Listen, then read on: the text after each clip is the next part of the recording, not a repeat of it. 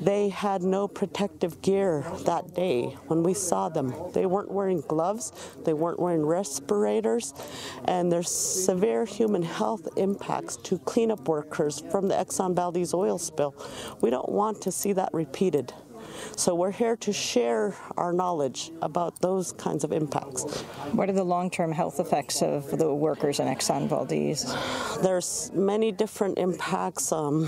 There's neurological disorders, cancers, skin disorders, all kinds of respiratory disorders. So what are your words of wisdom for the people here, having been through what you were 22 years ago, which wasn't just Exxon, we say Exxon-Valdez, but the main partner in the Alaska Pipeline Consortium was actually BP. Mm-hmm. Well, what we've shared with the people here is that I'm from a community 800 miles north of the Exxon-Valdez oil spill. And when that happened, the impacts to my people, there were certain species of birds that never returned to this day. Out of 22 species that were harmed, only 8 are on the recovered list. Some of the other things we've shared is there is a long recovery in this process. And one of the most important things I think that we've been able to share is that the communities that were impacted by the Exxon-Valdez oil spill, they're still there. They have managed to move to new fisheries, and they're gaining their economy back slowly, and they're surviving today. It hasn't devastated them to the point where there's hope. There's hope. And now their fisheries are coming back, and they are recovering. It's going to be hard, and it's going to be long, and they all need each other's support. And what about advice when it comes to dealing with a multinational corporation? In your case, Exxon, here it was BP. That we have to be vigilant, that we have to stand up and remain firm, and continue to resist what they're doing in our territories. Because the places that they are going, these are the last places that our people need for survival. We have to stand and defend these places, like the Arctic National Wildlife Refuge, like the Chukchi Sea and the Beaufort Sea, Bristol Bay, Cook Inlet, Yukon Flats Wildlife Refuge, places here that they have not gone into yet. We need to stand up and hold our territories that we need for our survival. That is how we're going to survive. We can't allow this industry, which is so polluting, to continue to harm our peoples, but not only us, all peoples. This is not our issue. This is everyone's issue. Everyone is affected by global warming. Fossil fuel development is the leading human-induced contributing factor of climate change. We're all dealing with it, and it's time for us to shift our energy.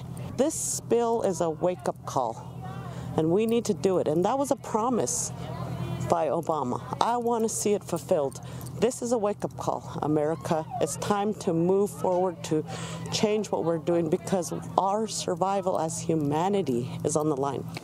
I am Stanley Tom. I'm the Tribal Administrator for Newtok Tradition Council, and I'm from Newtok, Alaska. Which is where? It's west of Bethel, about 92 air miles, and it's in the coastal area. And I'm here to talk about the relocation effort, because they're facing the same problem in Alaska that we're facing due to the climate change. And the climate here is just like in Alaska. It's just like a tundra out here. It reminds me of my home village. What experience do you have that is similar to the people of Louisiana? We're having a erosion, flooding, and sinking of the village. Sinking of the Sinking of the. We're sitting on a permafrost. And what is permafrost? The permafrost is ice, and it's melting. The village is sinking. Usually the permafrost was ice, was frost all year round? All year long, but with this climate change, it's melting the surface. It's sinking really fast. What will happen then? And result of it, we have to relocate, and we have talked about the relocation effort for more than 30 years. Where would you go? We will move to south of the village. It's about 9 miles of our current village. And how do you feel about this? It's devastating. You know, our communities, you know, it's in our subsistence area, and we hate to leave the village, but we have really no choice. And that's what's happening here too. They don't want to leave their village because they're living off the land, and that's how we live with the subsistence gatherers back home. My name is Patience Anderson Faulkner. I'm from Cordova, Alaska, the eastern side of Prince William Sound, where the Exxon-Valdez hit the rock. I'm a member of the native village of Ishak. I'm a Chugach Eskimo, and I'm on the village council. I'm on many other boards too, but I represent the fishermen on our Prince William Sound Regional Citizens Advisory. What should people here understand? Well, I like to ask people, I like to give them the story first before they, you know, in Rome they kill the messenger. And I am the messenger, and the messenger is that we're in for a marathon down here. I mean, Exxon-Valdez did the damage. 21 years later, we're not completely recovered. We just got shrimping back after 17 years.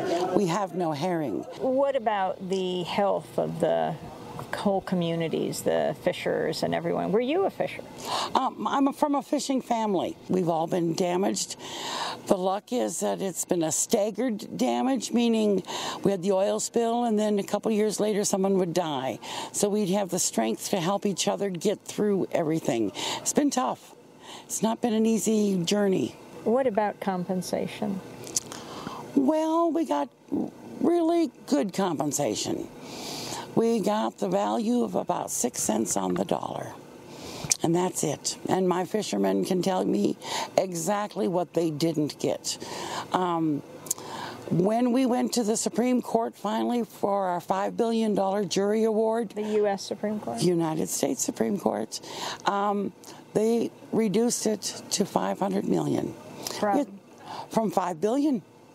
And that is not a very big punitive damages for anybody. Exxon tried to pull so many tricks. They tried to get the punitive damages issue, not the dollar amount, the issue, so that we wouldn't get punitive damages. They tried to do all sorts of manipulating in Congress. So we've been fighting them all the way, but each time we'd fight, or they'd bring something up, we'd fight, and we felt stronger. We acted. What message do you have for the people of southern Louisiana? Specifically, words of wisdom from mental health to even the way you hear the spokespeople, the BP spokespeople speaking? Well, since we're in for the long haul, I'm talking a 20-year marathon, you better pace yourself, because a person can't stay on this heightened chaos for that long without driving yourself insane. So be prepared for a marathon. And I also remind folks, your family is the most important thing. Sit down with everyone and keep connected. That way everyone will be stronger and know that there's something there, and BP can't destroy the family. That was Patience Anderson Faulkner from the visiting Alaskan delegation in Grand Bayou. After gathering with Rosina Philippe's family, we sat on her front porch overlooking the bayou, and I asked both Rosina and Faith Gemmell about the impact of offshore drilling in Alaska and Louisiana. Do you think offshore drilling, Faith Gemmell, should end? Yes, I strongly think that offshore development needs to stop now. This is a wake-up call. We need to look at this and realize that we have to change what we're doing. And especially in the Arctic, there should be a moratorium on it, because they don't know what they're doing. They're going into these ecosystems that they don't understand. And the people that have been there and understand that environment intimately have said it cannot be done here in a safe way. You're going to destroy everything. And this is an example of what could happen. And yes, there needs to be a moratorium on offshore development. Do you believe the same here? Absolutely. I mean, look at what's happening. You know, there are alternative sources of energy. We need to start weaning ourselves from this, investigating other sources of energy, utilize and implement those sources so that we're not solely dependent on fossil fuel, consumption. And that's what it's going to take. And until that happens, we're still going to be stuck with this monster no matter where they are on the planet. And the ultimate cost is going to be ourselves. We're going to